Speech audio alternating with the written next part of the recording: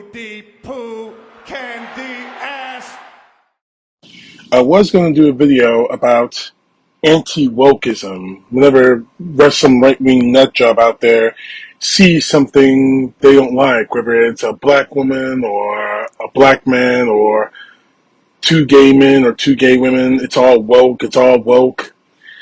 I'm going to do that later on, but I want to focus on this candy ass, Nick Adams. Now, I've talked about Adams of his criticism, of his racist criticism, let me put it that way, after the halftime show on Super Bowl 56. But this guy is just vile. He is just really, really just vile. A vile racist. Now, not too long ago, he posted this photo on Twitter. And obviously, we understand the context of this. The founding fathers are turning over in their graves. Now, we understand the context of what this photo is. Of course, you have Joe and Jill Biden, the current president and first lady, Barack and Michelle Obama, the former president and first lady, and the current vice president and the first gentleman, let me put it that way, Kamala Harris and Doug Emhoff. Obviously, we can see the context of this photo, how Nick Adams is saying the founding fathers are turning over in their graves.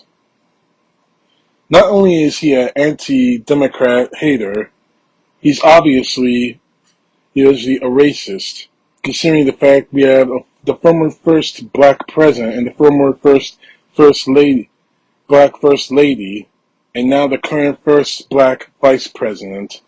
We get the idea, Nick. You're a racist. We know that. But it goes way beyond racism with this guy. I mean, this guy is a hardcore Donald Trump Republican lover. I mean, this guy is way beyond, like way beyond.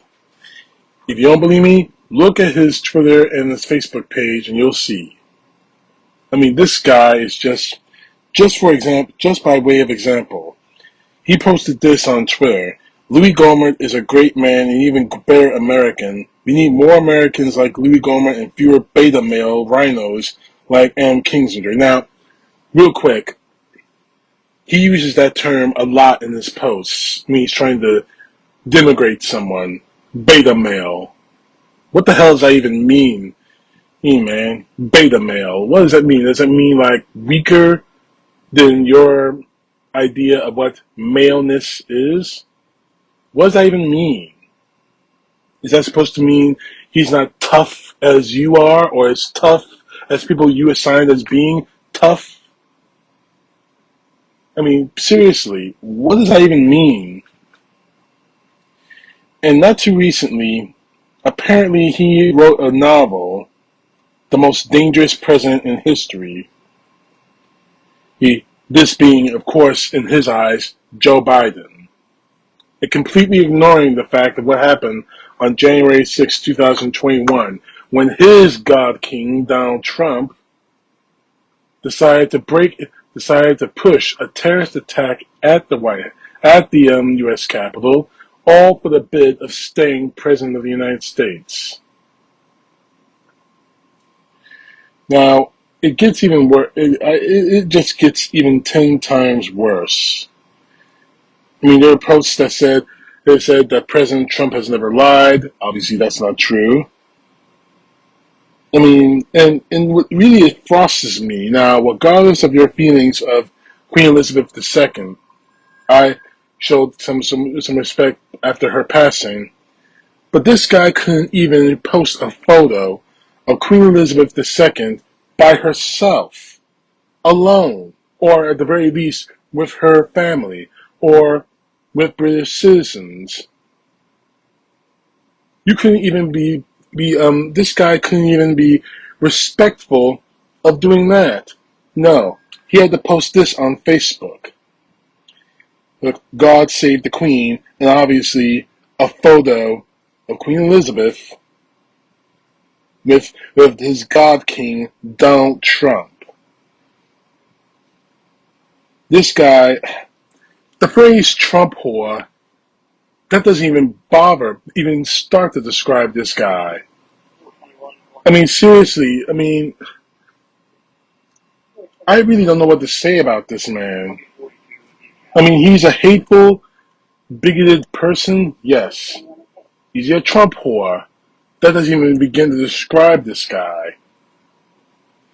I mean, seriously, these are people. This man, even calling this guy a member of the Trump cult, that's just really small. I mean, the Trump cult, I understand. I have to believe that have intelligent people in it, but this guy is just. And the sick part about it is, he's publishing books. He's speaking in crowds. And another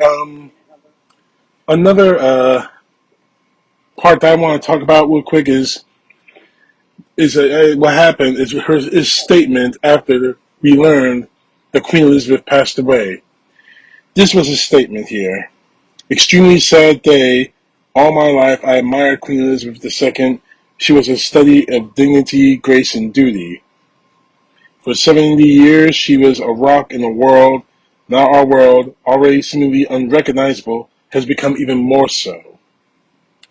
I'm sorry that her final 4 years were marred by the awful gold digger Meghan Markle that joined her family and expected everyone to adjust to her, even though she knew full well what she was marrying into. The Queen's life was full and remarkable. God save the Queen and may she rest in eternal peace. Now, if he had just kept talking about the Queen, fine. But then you had to go full racist and mention Meghan Markle. Now, I don't know what the deal is with that, but she exposed a lot of what was going on in the British monarchy, the racism that happened there. But you just couldn't stop yourself, can you? That is the common thread of a lot of people in the Trump cult. They don't know how to stop themselves from being racist. And it just keeps getting worse with this guy.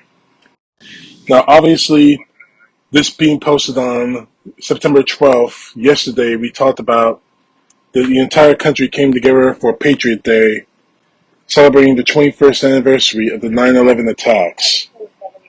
Now, I avoided posting anything about it because that to me, now I posted just a photo of my town's remembrance of 9/11. Because honestly, that is just too much of a very important day that's too sacrosanct, that should be sacrosanct to all of us as Americans. But unfortunately, Nick Adams thinks that this thing is a clarion call, that 9/11 is some sort of clarion call to action, although he's never done anything. Now, he posted this. Oh God, he posted this on September 11th, and it's nothing more than false chest bumping and fake patriotism, in my view. Now, part of that statement is, it is said that history is often unexpectedly bestows a role upon a generation. For many around the world, including me, September 11th was an empathy that it was my generation's duty to stand up and defend America. I answered history's call. But 21 years later, the domestic and foreign threats to America have only worsened. I'm still on the phone, and you should be too. It's about time we say again, let's roll. Nick, what exactly have you done to defend America? Nothing. What exactly have you done to fight against the so-called domestic and foreign threats that threaten this country? Nothing. You haven't joined the military of this country which you immigrated to, nor have you served in the Australian military which you came from. You didn't answer history's call. All you are is nothing more than a loudmouth, blowhard, racist coward.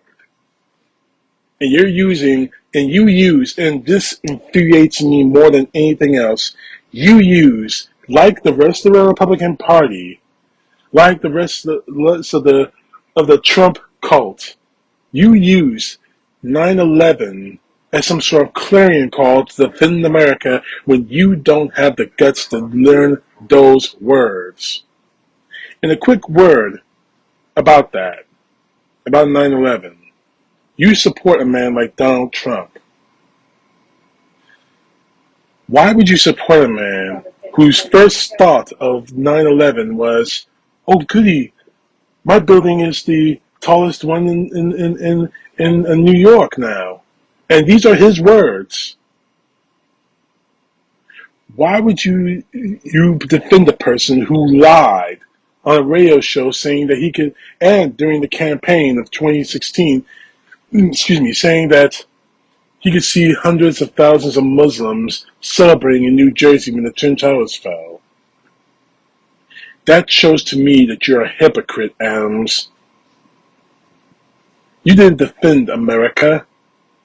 In fact, you are one, quoting your words, one of the domestic threats that made America worse. You're the one who made America worse, not us. Not anyone who didn't vote for Trump. You have. And honestly, it's gotta stop. In all seriousness, Nick Adams, it is my pleasure to call you nothing more than A Rudy Poo Candy Ass. CTP, know the truth. God bless. Peace to the left, justice to the right.